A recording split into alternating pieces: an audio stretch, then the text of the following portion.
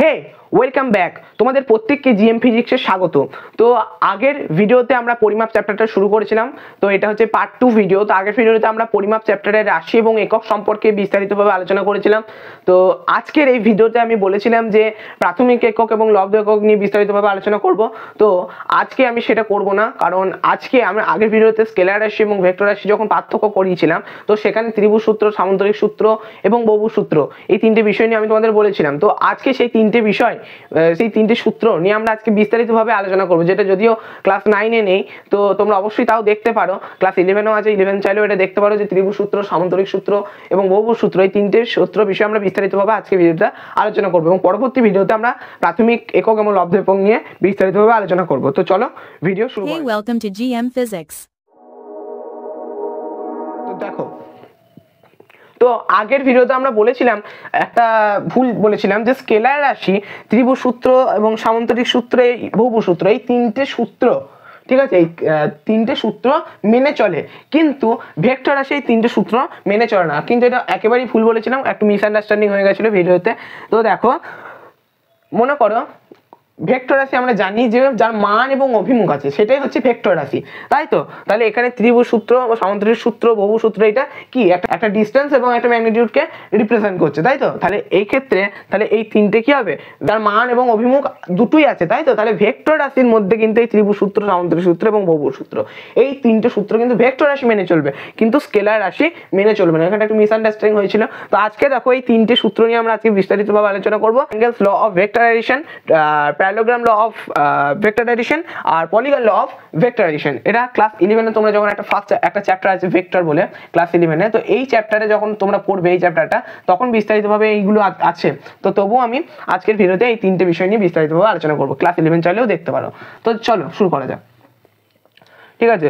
তো আমরা জানি যে ভেক্টর রাশি কি। তাহলে ভেক্টর হলো একটা রাশি, তাও আমি একটু আলোচনা করে দিই। দেখো, মনে করো এটা একটা মাঠ আছে।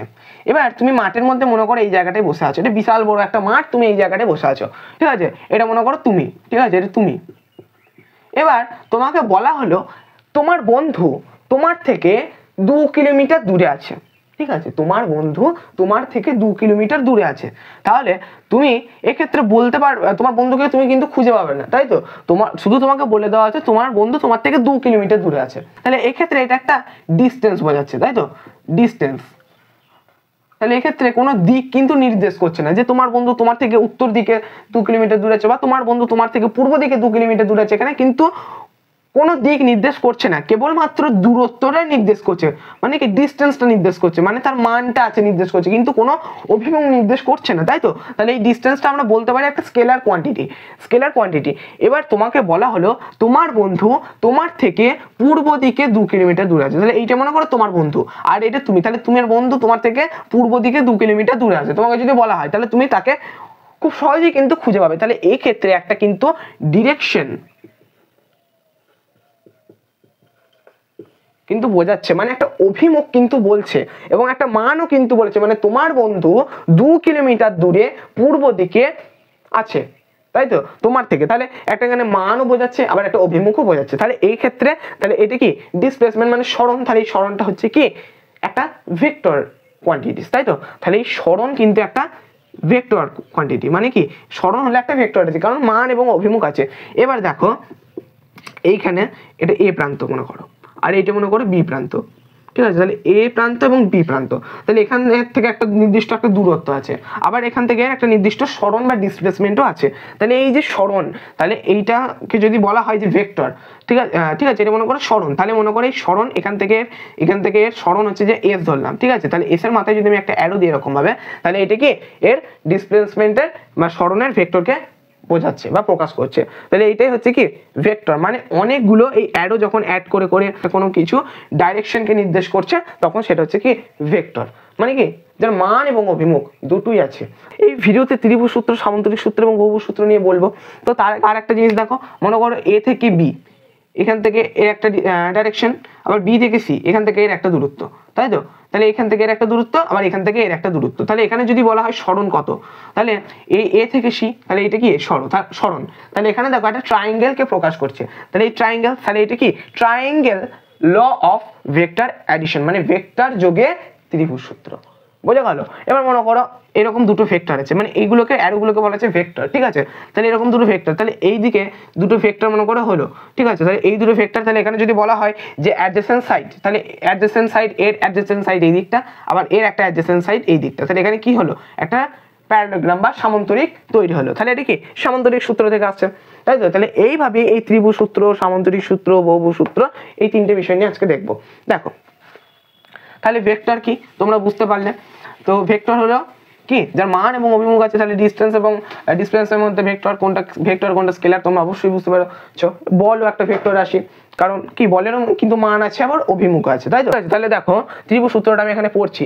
যদি দুটি ভেক্টরকে একই ক্রমে একটি ত্রিভুজের দুটি সন্নিহিত বাহু দ্বারা মানের ও অভিমুখে প্রকাশ করা যায়, তবে ত্রিভুজটির ক্রমে নেওয়া তৃতীয় বাহুটি ভেক্টর দুটির লব্ধি নির্দেশ করে। লব্ধি বলতে কি, যোগফল, ঠিক আছে? লব্ধি মানে এখানে বলতে গেলে যোগফল, ঠিক আছে? বেশ, এবার দেখো মনে করো এই দিকে একটা ভেক্টর, এই দিকে একটা ভেক্টর, ঠিক আছে? তাহলে এইটার নাম দিলাম এ, আর এটার নাম দিলাম মনে করা, বা এই দিকে একটা ভেক্টর আর এই দিকে একটা ভেক্টর, ঠিক আছে? এটার নাম দিলাম বি, ঠিক আছে? তাহলে এটা এ এবং এটা বি।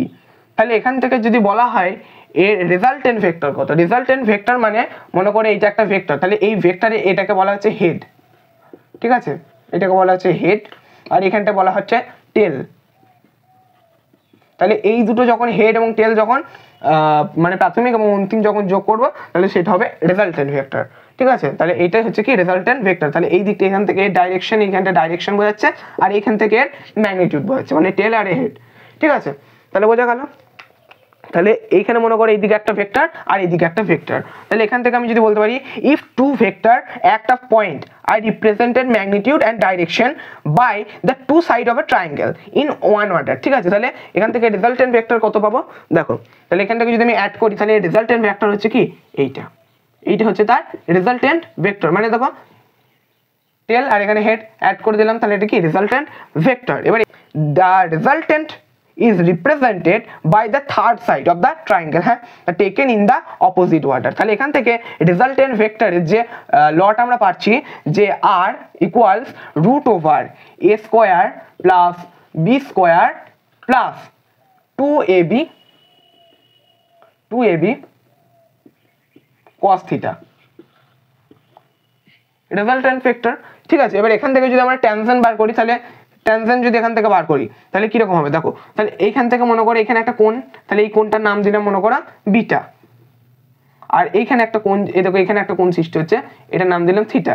তাহলে এখান থেকে যদি আমরা ট্যানজেন্ট বার করি কি হবে দেখো, ট্যানজেন্ট দেখো বি সাইন থিটা, ঠিক আছে? বি সাইন থিটা আপন এ প্লাস বি কস থিটা, তাহলে ট্যানজেন্ট এবং এটা হচ্ছে রেজাল্টেন্ট। তাহলে বোঝা গেল? তাহলে এইখানে দুটো ভেক্টর আমি অ্যাড করছি, তাহলে অ্যাড করার ফলে দেখো এই টেলস এবং হেড এখানটা থার্ড যে ভেক্টরটা অ্যাড হলো, তাহলে সেটা হচ্ছে কি রেজাল্টেন্ট ভেক্টর। তাহলে এইখান থেকে রেজাল্টেন্ট ভেক্টর এটা একটা দেখো ত্রিভুজ গঠন হলো, তাহলে এইটাকে বলা হচ্ছে কি যে triangles law of vector addition, মানে ভেক্টর যোগে ত্রিভুজ সূত্র। তাহলে এটা হচ্ছে যে তার ব্যাখ্যা কি, যদি দুটি ভেক্টরকে একই ক্রমে একটি ত্রিভুজ দুটি সন্নিহিত বাহু দ্বারা মানের ও অভিমুখ প্রকাশ করা যায়, তবে ত্রিভুজটির ক্রমে নেওয়া তৃতীয় বাহুটি ভেক্টর দুটির লব্ধি নির্দেশ করে। বোঝা গেল? তাহলে এটা হচ্ছে কি ত্রিভুজ সূত্র। এবার দেখো সামান্তরিক সূত্র। সামান্তরিক সূত্রটা দেখো, মনে করো কি লেখা আছে, যদি দুটি ভেক্টরকে একই কৌণিক বিন্দু থেকে অঙ্কিত একটি সামান্তরিকের দুটি সন্নিহিত বাহু দ্বারা মানের ও অভিমুখে প্রকাশ করা যায়, তবে ওই বিন্দু থেকে অঙ্কিত সামান্তরিকের কর্ণটি ভেক্টর দুটির লব্ধি নির্দেশ করছে। তাহলে এই যে কর্ণ, সেইটা কি ভেক্টর দুটির লব্ধি নির্দেশ করছে। তাহলে এটা হচ্ছে কি সামান্তরিক সূত্র। তো অবশ্যই তোমরা খাতা এই তিনটে সূত্র অবশ্যই নোট ডাউন করে নেবে, পজ করে ভিডিওটা তিনটে সূত্র নোট ডাউন করে নেবে। তো এবার দেখো মনে করো এই একটা ভেক্টর, এই একটা ভেক্টর আর এই একটা ভেক্টর, ঠিক আছে? তাহলে এই একটা, এটা নাম দিলাম কি এ, আর এটা নাম দিলাম মনে করো বি, ঠিক আছে? তাহলে এখানে দেখো ভি, এবার এখানে এক পয়েন্ট কোনটাই দেখো, এখানে এই দুটো যে ভেক্টর যেখান থেকে অ্যাক্ট হচ্ছে এইটা এক পয়েন্ট বলা হয়, ঠিক আছে? তাহলে এখানটা এক পয়েন্ট আমি অন্য মার্ক করে দিচ্ছি, দেখো এটা হচ্ছে যে এক পয়েন্ট।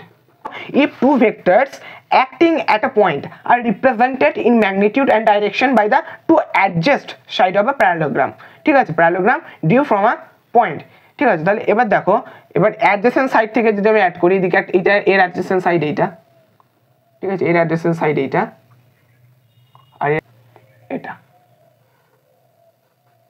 আর এর অ্যাডজেসেন্ট সাইড এইটা, তাহলে এখান থেকে কি তৈরি হলো, এটা একটা তৈরি হলো প্যারালোগ্রাম বা সামান্তরিক তৈরি হলো। এবার দেখো এই সামান্তরিকের এই দুটো ভেক্টরসের যেখানে এক পয়েন্ট, এইখান থেকে যদি আমি এইখানে যদি অ্যাড করে দিই, তাহলে এইখানে যে ভেক্টরটা তৈরি হলো এই ভেক্টরটাকে বলবো আমরা রেজাল্টেন্ট ভেক্টর। কি বলবো, এটাকে বলবো রেজাল্টেন্ট ভেক্টর। তাহলে এবার দেখো their resultant is represented in magnitude and direction by the diagonal of parallelogram due from the same point, ঠিক আছে। তাহলে এখান থেকে আমরা রেজাল্টেন্ট দেখো লটা কি পাচ্ছি, resultant equals root over a square plus b square plus 2ab cos theta. এখান থেকে ট্যানজেন্ট আমরা কত পাচ্ছি, তাহলে এখান থেকে ট্যানজেন্ট পাচ্ছি, দেখো এখান থেকে ট্যানজেন্ট, এখান থেকে মনে করো এটাকে যদি একটা কোণ এখানটায় তৈরি হচ্ছে কি থিটা, আর এই দেখো এই রেজাল্টেন্ট ভেক্টর এবং এই ভেক্টর এ, এই দুটোর মধ্যবর্তী কোণ আমি যদি নাম দিই বিটা, তাহলে এখান থেকে ট্যানজেন্ট ইকুয়াল টু কি পাবো, বি সাইন থিটা আন্ডার এ প্লাস বি কস থিটা। তাহলে এই যে ত্রিভুজ সূত্র এবং সামান্তরিক সূত্র, এই যে ল, এই দুটো প্রায় কিন্তু এক, ঠিক আছে। দেখো ত্রিভুজ সূত্র এটা বোঝালাম এবং সামান্তরিকও এটা বোঝাচ্ছে, মানে যে যদি দুটি ভেক্টরকে একই কৌণিক বিন্দু থেকে অঙ্কিত একটি সামান্তরিকের দুটি সন্নিহিত বাহু দ্বারা মানের অভিমুখে প্রকাশ করা যায়, তবে ওই বিন্দু থেকে অঙ্কিত সামান্তরিকের কর্ণটি কি ভেক্টর দুটির লব্ধি নির্দেশ করছে, মানে লব্ধি বলতে যোগফল নির্দেশ করছে। তাহলে বোঝা গেল, তাহলে এইটা হচ্ছে কি সামান্তরিক সূত্র। তাহলে এটা কি একটা ডাইরেকশন নির্দেশ করছে, আর ট্রায়াঙ্গেল এটা একটা ডাইরেকশন নির্দেশ করছে, আর ভেক্টর মানে কি যে ডাইরেকশনস এবং ম্যাগনিটিউড রিপ্রেজেন্টেড থাকবেই, তাই তো, ডাইরেকশনস এবং ম্যাগনিটিউড কিন্তু রিপ্রেজেন্টেড থাকবে ভেক্টরে, কারণ যার মান এবং অভিমুখ আছে, তাই তো। যেখানে দুটো ভেক্টর যোগ হয়ে একটা প্যারালোগ্রাম উৎপন্ন হচ্ছে, এই যে তৈরি হচ্ছে, তাহলে এখান থেকে যে রেজাল্টেন্ট ভেক্টর, তাহলে এইটা কি সামান্তরিক সূত্র। বোঝা গেল, তাহলে এই হচ্ছে কি সামান্তরিক সূত্র। অবশ্য তোমাদের ক্লাস 9-এ এত ডিটেলসে নেই, ক্লাস 11-এই আছে এগুলো, তো তোমাদের তাও বোঝানোর জন্য কিছুটা যাতে বুঝতে পারো সেই কারণে এই ভিডিওটা আনা পার্ট 2-তে। এবং পার্ট 3-তে আমরা একক নিয়ে বলেছি যে লব্ধ একক, প্রাথমিক একক নিয়ে বিস্তারিতভাবে আলোচনা করবো, মাত্রা একক, ঠিক আছে, সমীকরণ সবগুলো নিয়ে বিস্তারিতভাবে আলোচনা করব। তো এবার দেখো লাস্ট যেটা আছে বহুভুজ সূত্র। তাহলে মনে করো এই একটা ভেক্টর, এই একটা ভেক্টর, ঠিক আছে, এই দিকে একটা ভেক্টর গেল, এই দিকে একটা ভেক্টর গেল, আবার এই দিকে একটা ভেক্টর গেল, এক সেকেন্ড, তাহলে এই একটা ভেক্টর, এই একটা ভেক্টর, এই একটা ভেক্টর, তাহলে এই তিনটে ভেক্টরকে যদি আমি অ্যাড করি বা অ্যাডিশন করি, কি হচ্ছে দেখো এইরকম ভাবে একটা আসছে, আবার এরকম ভাবে একটা আসছে, এরকম ভাবে একটা আসছে। তাহলে এখান থেকে যদি এর বলা হয় রেজাল্টেন্ট ভেক্টর, তাহলে এটা যদি আমি এ বলি, এটা যদি বি বলি, আর এটা যদি আমি নাম দিই সি, তাহলে এই রেজাল্টেন্ট ভেক্টর কত দেখো, তাহলে রেজাল্টেন্ট ভেক্টর, তাহলে এখান থেকে এটা অ্যাড করে দিলে রেজাল্টেন্ট ভেক্টর, তাই তো। তাহলে এটা হচ্ছে কি তার এর রেজাল্টেন্ট ভেক্টর, তাহলে বোঝা গেল। তাহলে এটা হচ্ছে কি রেজাল্টেন্ট ভেক্টর, অর্থাৎ এখান থেকে আমি বলতে পারি resultant equal to a direction A plus direction B plus direction C. তাহলে এটা একটা ডাইরেকশনকে নির্দেশ করছে, তাহলে এটাও একটা ভেক্টর। তাহলে এখান থেকে বোঝা গেল এটা হচ্ছে কি law of polygon law of vectorisation, মানে ভেক্টর যোগে বহুভুজ সূত্র। তাহলে বোঝা গেল। তাহলে বহুভুজ সূত্রটা এখানে কি লেখা আছে, দুয়ের অধিক ভেক্টরকে এমন ভাবে একটি বহুভুজের বাহু বরাবর একই ক্রমে সাজানো হয়, তবে বহুভুজের শেষ বাহুটি ভেক্টরগুলোর লব্ধি নির্দেশ করছে।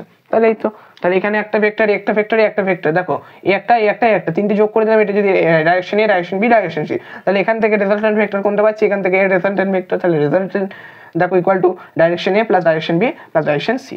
তাহলে এটা হচ্ছে কি বহুভুজ সূত্র। তাহলে এই হচ্ছে সামান্তরিক সূত্র, এই হচ্ছে কি ত্রিভুজ সূত্র, ঠিক আছে, আর এই হচ্ছে বহুভুজ সূত্র বলিয়ে দিলাম। তাহলে এই হচ্ছে যে তোমার ভেক্টর যোগে এই তিনটি সূত্র। তাহলে এই বোঝা গেল, এক্ষেত্রে বোঝা গেল যে ভেক্টর রাশি এই ত্রিভুজ সূত্র, সামান্তরিক সূত্র, বহুভুজ সূত্র মেনে চলে, কারণ ত্রিভুজ সূত্র, সামান্তরিক সূত্র, বহুভুজ সূত্র কিন্তু একটা কোনো একটা ডাইরেকশনকে নির্দেশ করছে, এদিকে একটা ডাইরেকশন নির্দেশ করছে, এদিকে একটা ডাইরেকশন, এইভাবে নির্দেশ করছে ডাইরেকশন। আর ভেক্টরও কিন্তু মান এবং অভিমুখ আছে, মানে একটা ডাইরেকশন কি বোঝাচ্ছে। তাহলে এক্ষেত্রে আমি বলতে পারি অ্যাঙ্গেলস ল, প্যারালোগ্রামস ল, আর এটি কি হচ্ছে পলিগনস ল। তাহলে এখানে 3টে বাহু আছে, এবার এখানে যদি 4টে হতো, 4টে ভেক্টর হতো, তাহলে সেটা এখান থেকে তৈরি হতো পেন্টাগন। তাহলে তখন resultant equal to direction A plus direction B plus direction C, এটা যদি নাম হতো ডাইরেকশন ডি। ঠিক আছে, তাহলে এটা হচ্ছে কি বহুভুজ সূত্র, মানে 2-এর অধিক ভেক্টর, মানে এটা 2টোর বেশি অধিক ভেক্টরকে নিতে হবে, এমনভাবে একটা বহুভুজের বাহু বরাবর একই ক্রমে সাজানো হয়, তবে বহুভুজের শেষ বাহুটি ভেক্টরগুলি কি হয়, লব্ধি নির্দেশ করছে। তাহলে এই হচ্ছে যে ত্রিভুজ সূত্র, এই হচ্ছে সামুদ্রিক সূত্র, এই হচ্ছে বহুভুজ সূত্র। তাহলে আজকের ভিডিওতে কি আলোচনা করলাম, যে ভেক্টর রাশি যার মান এবং অভিমুখ 2 আছে সেটাই ভেক্টর। তোমরা যখন ক্লাস 11-এ পড়বে ভেক্টর চ্যাপ্টারটা, তখন তোমাদের বিস্তারিতভাবে এইগুলো বিষয়ে আলোচনা আছে, অবশ্য 9-এ নাই, তাও তোমাদের বোঝানোর জন্য আমি বললাম। ঠিক আছে, তো ভেক্টর রাশি, এবার ভেক্টর রাশি কি, ত্রিভুজ সূত্র, সামুদ্রিক সূত্র, বহুভুজ সূত্র মেনে চলে। ঠিক আছে, তাহলে ত্রিভুজ সূত্র কি, সামুদ্রিক সূত্র কি, বহুভুজ সূত্র কি হলো, তাহলে এই ত্রিভুজ সূত্র বিস্তারিতভাবে ব্যাখ্যা হলো এবং সামুদ্রিক হলো, বহুভুজের হলো। তাহলে এই হচ্ছে আজকের ভিডিও। তো আজকের ভিডিওটা আর বেশিক্ষণ বাড়াবো না, তো আজকের ভিডিওটা এই পর্যন্তই। যদি হেল্পফুল হয়ে থাকে, একটু হেল্পফুল হয়ে থাকে, অবশ্যই বলবে কমেন্টে। তো আজকের ভিডিওটা এই পর্যন্তই। ভিডিওটা শেষ পর্যন্ত দেখার জন্য তোমাদের অসংখ্য ধন্যবাদ। তো thanks for watching my video, by.